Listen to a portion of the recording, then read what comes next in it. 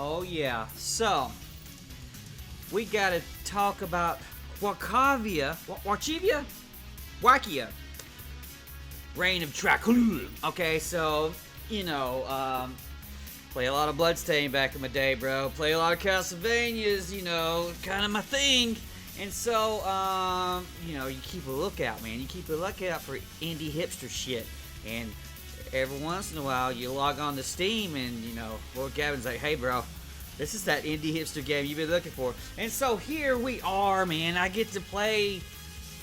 Is it Castlevania? No. I would say that Wallachia is a little bit more closer to Shinobi 3, which I've never actually played. So I'm pulling this out of my ass. But there's not much whipping action. There's a whole lot of bow shooting around. You can shoot in 8 directions with your bow. You've got several different kind of, you got like a multi-shot, you've got like a piercing shot, and then you've got like an exploding shot. And then you've also got some like spells, what I would call it. You're on the right trigger as you go and you collect little orbs or whatever. You can call your puppy out, or you can upgrade your weapons, or get an invincibility strike, or be invincible for a little bit. So if you get enough of these little orbs or whatever. But it's heavy action oriented. There's no Metroidvania shit. It was just level progressions. It took me about 4 hours to beat. The last level was particularly pretty tough. Excellent graphics, amazing graphics. And the music is impeccably amazing, and I'm almost pissed off that there's no soundtrack, nothing for me. I'm gonna throw $30 for this fucking soundtrack immediately.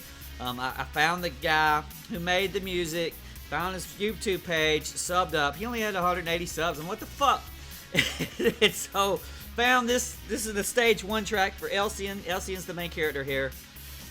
I think that's how you pronounce her name. And then found the main track, ripped it, and so I could use it on my review at the very least. But I've been listening to this shit over and over again. Once you beat the game, thankfully, the actual game in and of itself has a sound test, so you can listen to all of this stuff. Everything is amazing. It's some of the best sounding. Hell, it's definitely the best soundtrack I've heard. 2020, maybe in the past several years. Dude, it is fucking hot. Way better than Bloodstains. Bloodstains Ritual Night had an okay soundtrack. This shits on it. And I think Bloodstain was done by the actual Castlevania lady, I think. I think it's a lady. Dude, it's so great, but I don't... I'm conflicted, man. I'm conflicted. I want to throw the 2 paws down on this shit immediately. Tell me, go get this right now. The problem is... It's got some hell of a jank, even though I think it came out in early March or whatever. There's been 1 or 2 patches to fix it. When it first came out, apparently it was like you have limited continues, and there's no like continuing. It's a game over. Game the fuck over. Start back at level 1.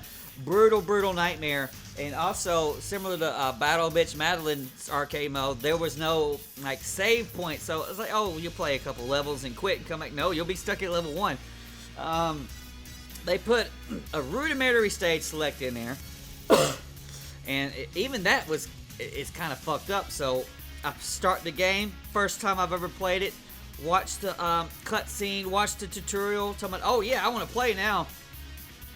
And it's actually geared to start on some kind of training level or some shit, but you actually don't unlock the training level until after you beat the first stage. But the stage select has the training level, and so I'm pressing all the buttons on the keyboard, and I'm pressing the buttons on the Xbox controller, and I can't get nowhere. I had to go and figure out you press left and right to pick stage 1, and so you could actually play the game. That's just the first of mini janks. When she stands still and she shoots the bow out, for some reason, she'll sometimes not fire. She'll put the animation out, so it'll kind of look like Arthur does in Super Ghouls and Ghosts, where you can just kind of like swing your arm, but you have 2 shots or 3 shots already on the screen at a time, so nothing comes out. But it's not limited to the shots. It's just some kind of it's somewhat limited to the shots. I'm not sure exactly why that glitch is. If there's no arrows on the screen, she'll shoot an arrow, I think. But it was like that's some weird ass jank. Some of the hit detection is kind of weird on her jumps. The last boss has these fireballs coming out, and there's like a mid boss on level 3 or 4 that shoot these fireballs out, and like when she jumps in the air, you get a double jump. But she comes out of the spin, you know, and she's kind of a big target. She's really big. And so a lot of times you're thinking you're jumping over shit, and it's like, no, you didn't get the hit. You took damage for it. It's like, what the fuck? There's also enemies drop random shit, and which they might drop it down max life up. At least the mini bosses will. And so sometimes you're running this shit, and you're getting a whole lot better stuff than on other times. And the jankiest part got to me, but I fixed it. After I beat the game. Actually, I fixed it. And when I'm on my playthrough, I keep pausing the game because I'm like, there's like some sort of weird frame stutter. I'm like, what the fuck's going on? And when I went back and watched through all of the gameplay I've done, there was no frame stutter as on the computer was recording it. And I'm like, what the fuck is that? And comes to find out as most classic old 2D type games, they run at 60 frames a second. And this game's supposed to run at 60 frames a second. That's when it actually works. But for some reason, it allowed to try to run unlimited. So I have a 65 or 6 refresh monitor or whatever. And, you know, it's a 60 frame game, and it's trying to run at the damn 165 hertz. And it would just randomly hit this thing, and it looked like 30 frames a second. And it looked like shit. It felt bad. So, you know, I'm expecting a smooth experience, but half my experience was that, you know, this real frame. And I didn't fix it until I went and I locked my own frames using NVIDIA control frame. I locked it to 60, and then that shit disappeared. I was like, man, is it? Yeah, okay, maybe. It's difficult to say that that's my fault. But I'll be paying attention next time I play an old game, and as soon as I get some kind of jerk, I'm gonna go lock my frames at 60. But the game should be locked at 60 itself. But there's lots of little jank pieces like there. Another jank thing was I'd progressed to like level 4 or 5 or something, and I had quit, and then I wanted to go back, and I wasn't recording at the time, but I wanted to go back to listen to Stage 2's music because it was really freaking good. So I'm like, I'll just pulled up the game, used this select Stage 2, using the Stage Select, play Stage 2, and then listen to the music. And then when I went back to actually, you know, play from Stage 4 again, the Stage Select had me locked at 2. It's like, it told me that I hadn't done done Stage 3. It's like, I'd beaten Stage 3, you pushed my ass back. And so I had to go back and do it again. Lots of little jank like this that hold this game back. It reminds me, I guess, as far as indie games, it kind of reminds me of Volgor. Pretty rough, but, you know, if you just keep playing, because they patched in unlimited continues, and you just keep playing through the game, and you'll just figure out eventually. Some of the boss patterns are pretty dang rough or elaborate, especially the last guy. Dracula has an elaborate boss fight. Took me a long time to get it out, but you feel good. You could start seeing like what you need to do, and then you start adding it up. Sometimes you might forget, oh, in this sequence, you know, this happens. And then some bosses are just easy. The fucking bears are not too rough, and your little wolf power would get those bears up pretty good. She controls pretty good for the most part, but there's still a little bit of jank there. Like if you play Super Empire Strikes Back, you can duck down and shoot like 8 directions or 7 directions or whatever. You figured that she would be able to do that here, but no. If you're ducking down and you want to lock her in place so you can shoot at angles, which is the left bumper, and she's ducking, she can't do it. You have to make her stand stationary still, then hit the left bumper, then you can aim and shoot in directions. It's weird little jank like that that holds the game back, and it's real sad because I really like this game.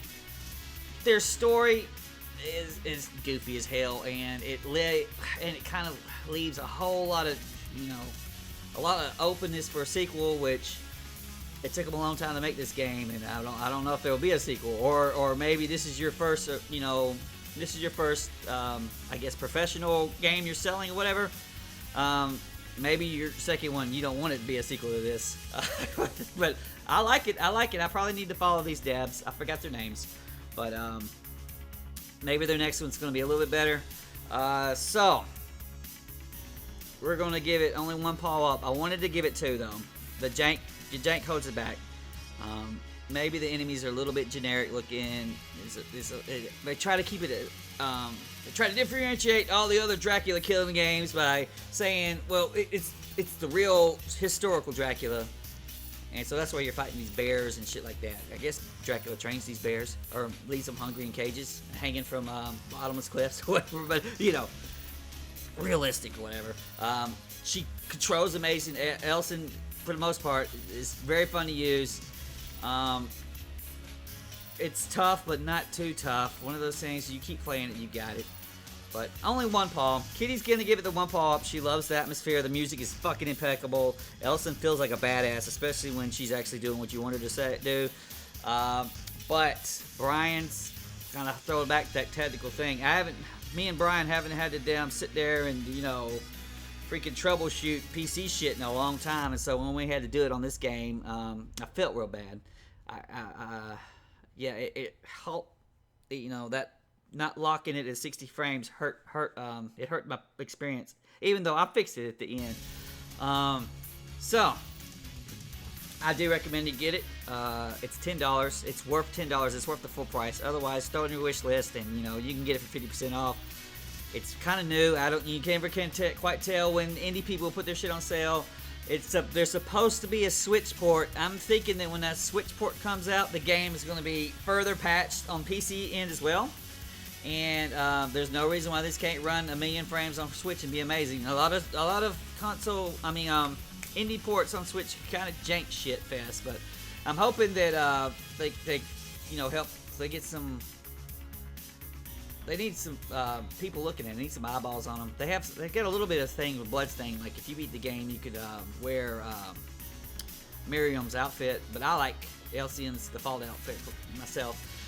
Give this a run when it gets on Switch. At least I think that's this fall. I liked it. I liked it a lot. The music's tight. Jeffrey Montoya.